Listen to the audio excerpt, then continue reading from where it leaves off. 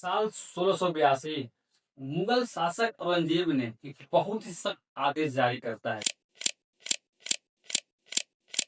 वो अपने सैनिकों को बुलाता है और महाराष्ट्र में स्थित एक प्राचीन हिंदू मंदिर जो पूरी तरह से नष्ट करने का काम सौंपता है। इतिहासकारों के मुताबिक सैनिक हथौड़े और कुल्हाड़ियों को लेकर दिन रात उस मंदिर की मूर्तियों को खंडित करने में लग जाते हैं। महीनों तक यह सिलसिला चलता रहता है। लेकिन जानते हैं सबसे हैरान कर देने वाली बात क्या थी? सैनिक मंदिर की बाहरी मूर्तियों और पिलर्स को तो नुकसान पहुंचा देते हैं, लेकिन एक ठोस चट्टान से बने एक विशालकाय मुख्य मंदिर के ढांचे को वो पूरी तरह से गिरा नहीं पाते हैं। इस काम को बहुत मुश्किल और समय की बर्बादी समझकर वो लोग आगे बढ़ जाते हैं।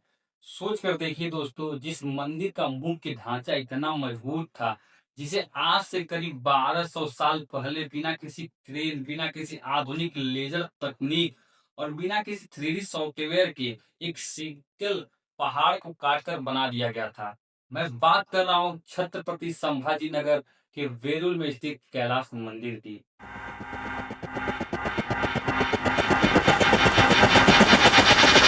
इंटरनेट पर इस मंदिर को लेकर हजारों कॉन्स्पिरेसी थ्योरी घूम रही हैं। कुछ लोग कहते हैं कि इसे इंसानों ने बल्कि एलियंस ने बनाया है।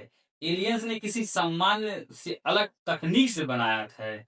दावा किया जाता है कि यहाँ से गायब हुआ 4 लाख टन पत्थर आज तक दुनिया में कहीं मिला ही नहीं। क्या वाकई में इन दावों में कोई सच्चाई है, या फिर सच्चाई कुछ और ही है? नमस्कार दोस्तों, अगर हम इतिहास के पन्नों को पलटे तो कहानी की शुरुआत होती है 8वीं शताब्दी में। राष्ट्रकूट वंश के राजा कृष्ण प्रथम के शासनकाल में इस मंदिर का निर्माण कार्य बड़े स्तर पर शुरू हुआ था। इस मंदिर के निर्माण को लेकर स्थानीय स्तर पर बहुत ही दिलचस्प लोक कथा भी जुड़ी हुई है। कहा जाता है कि राजा बहुत ज्यादा बीमार थे। तब उनकी रानी ने मन्नत मांगी थी कि राजा के ठीक होने पर वो एक भव्य मंदिर बनवाएंगी, और जब तक वो उस मंदिर का शिखर यानी टॉप नहीं देख लेंगी, वो व्रत नहीं तोड़ेंगी। क्योंकि एक साधारण मंदिर बनने में भी कई साल लग जाते हैं, इसलिए कोकात्सा नाम के एक जीनियस चीफ आर्किटेक्ट ने एक अनोखा आइडिया निकाला। उसने कहा कि इस मंदिर नीचे से ऊपर नहीं बल्कि ऊपर से नीचे की तरफ तराशेंगे। इससे पहले ही हफ्ते में मंदिर का शिखर बनकर तैयार हो गया और रानी का व्रत पूरा हो सका। अब दोस्तों, इस कहानी भले ही एक खूबसूरत लोक कथा हो, लेकिन उसके पीछे जो इंजीनियरिंग तकनीक यानी कि टॉप डाउन पैटर्न, ऊपर से नीचे की खुदाई, वह 100% सच है। अमूमन दुनिया की कोई भी इमारत नीचे जमीन से बनाना शुरू होता है, लेकिन कैलाश मंदिर को बनाने के लिए प्राचीन भारतीय कारीगरों ने सबसे पहले पहाड़ की ऊंची चोटी पर काटकर मार्किंग की। उन्होंने ऊपर से पत्थर काटना शुरू किया और धीरे धीरे नीचे की तरफ आए। लेकिन यहाँ पर एक बड़ा सवाल उठता है, आखिर वो 4 लाख टन पत्थर जो कटा गया था वो कहाँ गया? क्या वाकई में इस मंदिर के नीचे कोई गुप्त रेडियो एक्टिव सुरंग है? अब सोचिए, उच्च 8वीं शताब्दी के प्राचीन आर्किटेक्ट के पास कोई 3D सॉफ्टवेयर तो नहीं था, लेकिन उनके पास ऐसी स्किल और विजुअलाइजेशन थी जिसने इतिहास बदल दिया। आज के डिजिटल युग में भी कहानी बिल्कुल वैसे ही है। जरा इस बात की गहराई को समझिए, जब आप नीचे से ऊपर कोई दीवार बनाते हैं तो कोई गलती हो जाए तो आपके पास मौका होता कि आप उस हिस्से को तोड़कर दोबारा ठीक कर ले। लेकिन जब आप एक ठोस पहाड़ को ऊपर से नीचे की तरफ काट रहे हैं तो आपके पास गलती का कोई चांस नहीं होता, यानी नो रूम फॉर एरर। अगर एक छेनी भी गलत चल गई या किसी मूर्ति का हाथ थोड़ा सा भी गलत कट गया तो आप उसे सीमेंट लगाकर वापस नहीं जोड़ सकते। पूरा प्रोजेक्ट वही खराब हो जाता है। लेकिन हमारे पूर्वज की सटीक कैलकुलेशन तो देखिए। इस मंदिर के सिर्फ दीवार नहीं बल्कि एक पूरा 2 मंजिला ढांचा है, जिसे किसी सीमेंट या चूने से जोड़ा नहीं गया है, बल्कि वो उसी सिंगल पत्थर का हिस्सा है। विशालकाय हाथी, बेहद बारीकी नक्शाशीदार पिलर्स हैं, और सबसे हैरान कर देने वाली बात, एक बेहद एडवांस रेन वाटर हार्वेस्टिंग और ड्रैगन सिस्टम है। जब मानसून में भारी बारिश होती है तो पानी मंदिर के अंदर जमा नहीं होता, बल्कि पत्थर के अंदर बनाए गए गुप्त रास्तों से अपने आप बाहर निकल जाता है। यही तो पॉइंट है जहां इंटरनेट के कई कंस्पिरेसी थ्योरी और सोशल मीडिया हैंडल दावा करते हैं कि यह इंसानों का काम नहीं हो सकता।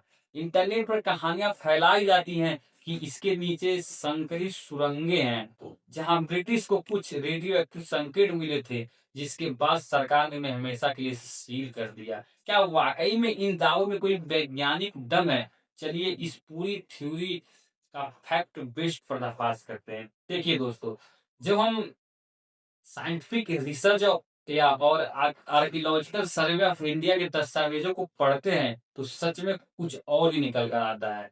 जो पहला फैक्ट है, इंटरनेट पर यह तो दावा किया जाता है कि 4 लाख टन पत्थर गायब हो गया और यही कहीं मिला ही नहीं। यह पूरी तरह से एक मिथ है। पुरातत्ववादियों के मुताबिक एलोरा कॉम्प्लेक्स में जो सिर्फ एक मंदिर नहीं बल्कि 34 से ज्यादा गुफाएं और मंदिर हैं, जिन्हें बनने में लगभग 100 से 150 साल का समय लगा था। इस दौरान जो मलबा और पत्थर निकला, उसका इस्तेमाल आसपास के रास्तों को समतल करने, रैप बनाने और स्थानीय निर्माण कार्यों में लिया गया था। पत्थर कहीं गायब नहीं हुआ था। जो दूसरा फैक्ट है, जहां तक बात हम रेडियो एक्टिव सुरंगों की है, तो वैज्ञानिक इसे पूरी तरह खारिज करता है। मंदिर के नीचे कुछ संकरे रास्ते और वेलिटेशन सब जरूरी है, जिसे प्राचीन कारीगरों ने हवा और पानी की निकासी के लिए बनाया था। यह साई के सुरक्षा कारणों से कोई चमगादड़ों या सांपों के खतरों की वजह से कुछ संकरे हिस्से को बंद कर रखा है, न किसी एलियन या पाताल लोक से राज का के कारण है। तो फिर ऐसी अफवाहें क्यों फैलाई जाती हैं? सच बात तो यह है दोस्तों कि जब हम अपनी ही हिस्ट्री और अपने ही पूर्वजों की बुद्धिमत्ता, उनकी गणितीय समझ यानी मैथमेटिक्स और उनकी इंजीनियरिंग को समझ नहीं पाते हैं, तो हम अपनी अज्ञानता को छुपाने के लिए उसे एलियन का नाम ले लेते हैं। हमारे पूर्वज सिविल इंजीनियर का ज्ञान अपने समय में बहुत आगे था। आज के समय में सोशल मीडिया एल्गोरिथम ऐसी रहस्यमयी और अंधविश्वास से भरी कंस्पिरेसी थ्योरी को जानबूझकर बहुत गलत तरीके से बढ़ावा दिया जाता है, क्योंकि इस पर व्यूज और इंगेजिंग ज्यादा मिलते हैं। लेकिन एक जागरूक समाज के तौर पर हमारा यह फर्ज है कि हम अंधविश्वास की जगह साइंटिफिक टेम्परामेंट यानी वैज्ञानिक दृष्टिकोण को बढ़ावा दें।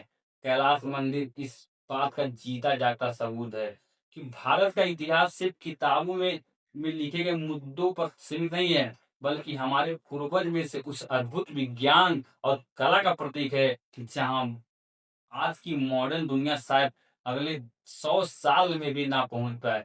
यह पत्थरों का कोई बेजान ढांचा नहीं, यह हमारे गौरवशील अतीत जीती जागती कहानी है। अगर आपको कभी मौका मिले तो महाराष्ट्र जाकर इस अद्भुत कला को अपनी आंखों से जरूर देखिए। आपको क्या लगता है कि क्या हमें अपने प्राचीन भारतीय इंजीनियर विज्ञान के बारे में स्कूलों में और ज्यादा विस्तार से पढ़ाना चाहिए? अगर आपको ये वीडियो कैसा लगा कमेंट सेक्शन में जरूर बताएं।